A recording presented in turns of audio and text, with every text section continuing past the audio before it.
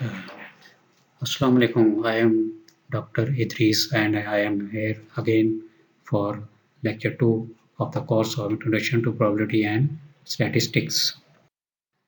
In today's lecture, uh, we will discuss about the frequency distribution, and the second topic we will discuss about the some graphical representations of some data or some frequency distribution. We will represent the frequency distribution in graphical representation. Frequency distribution is an overview of all distinct values in some variable and the number of times they occur.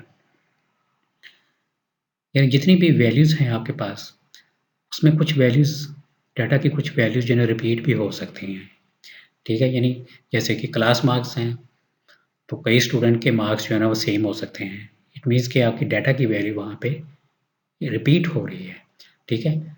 तो इसको हम कहेंगे कि ये अगर अगर कोई value data की वैल्यू जो है वो 3 टाइम्स रिपीट हो रही है, तो हम कहेंगे कि ये जो मार्क है ये 3 स्टूडेंट्स के मार्क्स हैं, ठीक है? तो यही इसको फ्रीक्वेंसी होगी इस मार्क्स की, ठीक है? यानी एक तरफ हम इसमें लिखेंगे कि डाटा वैल्यूज़ और दूसरी तरफ इसकी फ्रीक्वेंसी में हम इसको शो कर देंगे कि ये वैल्यू इतनी दफ़ा रिपीट हो रही है। जितनी दफ़ा जो चीज़ रिपीट हो रही है वो क्या होगी? Frequency. A frequency distribution tells how frequencies are distributed over values. यानी कि जितनी भी वैल्यूज़ हैं हमें ये पता चल जाएगा और वैल्यू कितनी दफ़ा रिपीट हो रही है, ठीक है? अभी मैंने जो आपको बताया वही। Frequency distributions are also used for summarizing categorical variables. पीछे हमने पढ़ा था कि discrete और continuous variable और quantitative variables and qualitative variables. तो कैटेगोरिकल वेरिएबल्स जो है ना इसके लिए भी फ्रीक्वेंसी डिस्ट्रीब्यूशन यूज़ होती है। कैटेगोरिकल वेरिएबल्स कौन होते हैं? जैसे कि हम कहते हैं कि जो है ना वो कितने स्टूडेंट्स हैं जिनका आइज़ का कलर जो है ना वो ब्राउन है, कितने स्टूडेंट जिनका आइज़ का कलर जो है वो ब्लू है, कितने स्टूडेंट्स हैं जिनका आइज़ का कलर जो है वो ब्लैक है, ठीक है? तो ये ब्लू, ब्लैक और जो ब्राउन है ये क्या बन गया? ये कैटेगरी बन गई है, ठीक है? एक क्लास बन गई है। तो इसकी आगे फ्रीक्वेंसी हम शो करते हैं कितने स्टूडेंट्स हैं, ठीक है? तो फ्रीक्वेंसी डिस्ट्रीब्यूशन क्वालिटेटिव वेरिएबल के लिए भी यूज़ होता है और क्वांटिटेटिव वेरिएबल दोनों के लिए।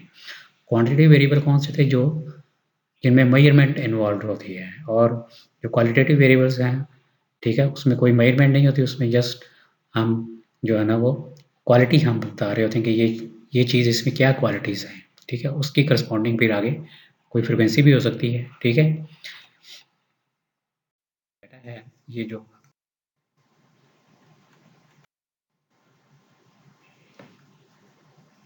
तो उसमें रिप्रेजेंट करना इसको मुश्किल है।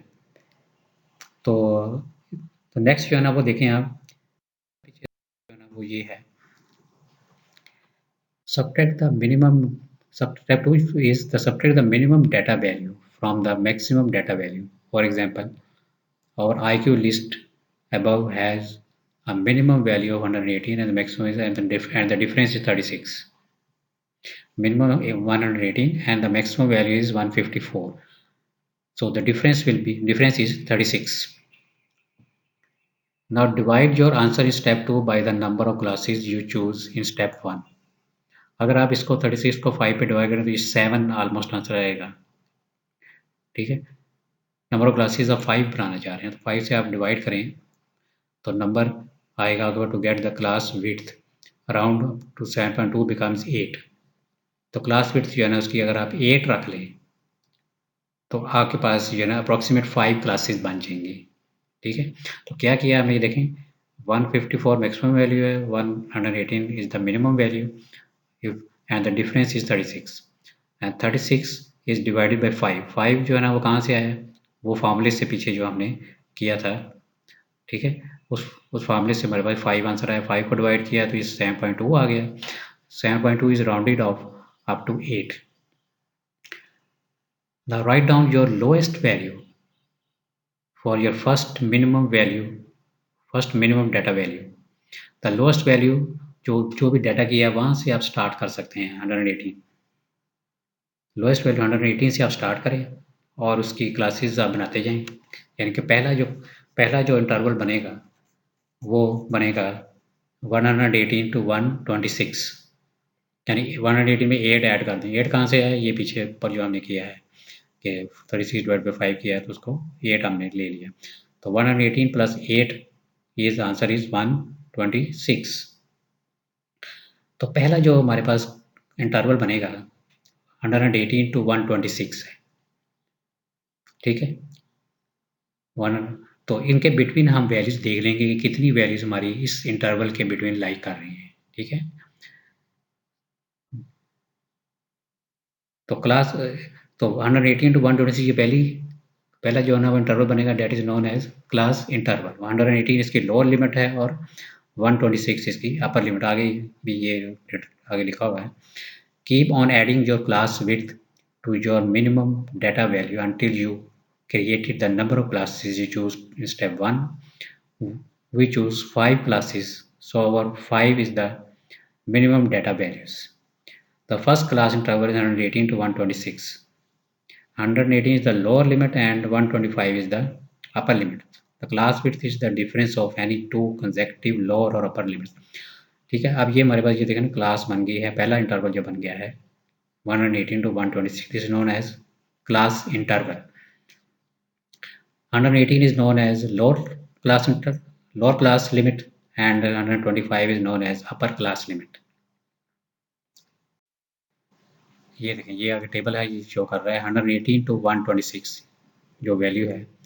इन डाटा के हमें ये देखें ना 5 ग्रुप्स बना दिए उस डाटा की वैल्यूज़ के हैं 154 तक जो डाटा था, 118 to 157 तक ये ग्रुप बनेंगे। 154 अब क्यों नहीं आप कहेंगे 154 इसमें नहीं है, ठीक है, लेकिन ये कि हमने जो ग्रुप है वो तो 8 बिट्स का बनाना था ना, इसलिए वो जो लास्ट है वो 157 तक ही बनेगा। आप 118 के बजाय 115 से भी स्टार्ट कर सकते हैं, 116 से भी कर सकते हैं स्टार्ट, तो फिर इधर जो है ना वो काम हो जाएगा, ठीक है। तो ये देखना 8 का इसमें डिफरेंस है। इसमें ये होता है कि 118 to 125 है ना, तो 125 भी इसमें इंक्लूडेड होता है, इसलिए ये डिफरेंस जो है ना हम 8 लेते हैं। वैसे भी अगर आपने क्लास विड्थ निकालनी है तो आप दोनों लोअर को माइनस कर दें, 118 एंड 126 को माइनस करेंगे तो 8 आ जाएगा। इस तरह से इनका जो डिफरेंस ले लें आप वो भी 8 ही आएगा, ठीक है। 118 to 125 का मतलब ये है कि आपने 118 और 125 तक 118 से लेके 125 तक आपने देखना है कि कितनी डाटा वैल्यूज़ इस इंटरवल के बिटवीन आ रही हैं, ठीक है, कितनी वैल्यूज़ आ रही हैं, तो वो आप डाटा में देखेंगे 4 वैल्यूज़ हैं। इस तरह से 126 और 133 के बिटवीन 6 वैल्यूज़ हैं और इसके बिटवीन 3 वैल्यूज़ हैं और 142 149 है 2 और 2। तो आप देखें ये क्या है, ये क्या चीज़ हमारे पास आई है, नंबर ऑफ स्टूडेंट्स हैं जो इस रेंज में लाई कर रहे हैं, ठीक है। और इस तरह से सेकंड ग्रुप है, इसके नंबर ऑफ स्टूडेंट्स जो है ना इधर जो है ना वो 6 आ गया।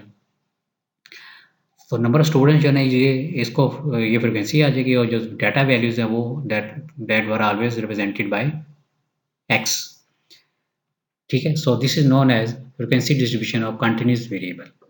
आईक्यू वैल्यूज़ को हमने लिया है स्टूडेंट की, ठीक है, और आईक्यू वैल्यू कोई भी हो सकती है, डेसिमल भी हो सकती है, इसलिए इसको हम कंटिन्यूस डाटा कह रहे हैं, ठीक है। अच्छा, नेक्स्ट जो है ना वो आगे फिर जो एक तो हमारा टॉपिक आज फ्रिक्वेंसी डिस्ट्रीब्यूशन था, दूसरा टॉपिक जो है वो है ग्राफिक रिप्रेजेंटेशन, यानी कि जो भी डाटा आपके पास है फ्रिक्वेंसी डिस्ट्रीब्यूशन में है तो उसको आप ग्राफिकली कैसे रिप्रेजेंट करेंगे। So graphic representation is another way of analyzing numerical data. Graph is a sort of chart through which statistical data are represented in the form of lines or curves drawn across the coordinated points plotted on its surface. Graphs enable us in studying the cause and effect relationship between two variables, यानी कि दो variables हैं हमारे पास, जैसे कि frequency है और दूसरा जो है ना वो एक्स है, तो उनके बिटवीन रिलेशनशिप शो कर रहा है कि ये वैल्यू है इसकी, ये इतनी दफ़ा रिपीट हो रही है, ठीक है, ये वैल्यू जो है ये इतनी दफ़ा रिपीट हो रही है, इस इंटरवल में इतनी वैल्यूज़ आ रही है, ठीक है। So graph help to measure the extent of change in one variable while another variable changes by a certain amount. So graph is a basic way to show how data is spread out. Graph से आपको फ़ौरन पता चल जाता है कि ये चीज़ कितनी दफ़ा आ रही है या किसकी किस वैल्यू की क्वांटिटी ज़्यादा है, किसकी कम है, कौन सी वैल्यू ज़्यादा आकर कर रही है, ठीक है। Graph are useful tools in that they organize data so the information becomes clearer. Any chart or graph that shows production uses statistics. यानी कोई भी चीज़ प्रोडक्शन की आपने ग्राफ बनाना है तो उसको हम स्टैटिस्टिकल मेथड चूज करके ही। तो इसमें जो पहले जो आज हम डिस्कस करते हैं, जो पहली चीज़ है वो है histogram. Histograms are rectangle. Histogram use rectangles with frequency along y-axis. तो आज हिस्टोग्राम में हम जो भी कोई वैल्यू है, जैसे कि पिछले हमने किया था कि जो पेट वाली एग्जांपल थी उसमें हमने कहा था कि ज़ीरो जो है ना वो इतनी दफ़ा रिपीट हो रहा है, ठीक है। तो ज़ीरो के करस्पॉन्डिंग हम एक हिस्टोग्राम बना देंगे, एक रेक्टेंगल बना देंगे और उसकी जो हाइट होगी रेक्टेंगल की वो फ्रिक्वेंसी होगी, ठीक है। अभी हम ये करते हैं आगे example. Histogram is a non cumulative frequency graph. तो कम्युलेटिव फ्रिक्वेंसी ग्राफ ये भी आगे हम पढ़ेंगे, ठीक है।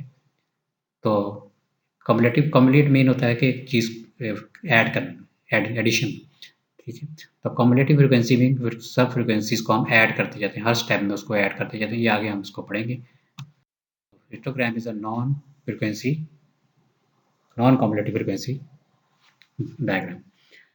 Histogram, it is drawn on natural scale in which the representative frequencies of the different class of values are represented through vertical rectangles drawn close to each other.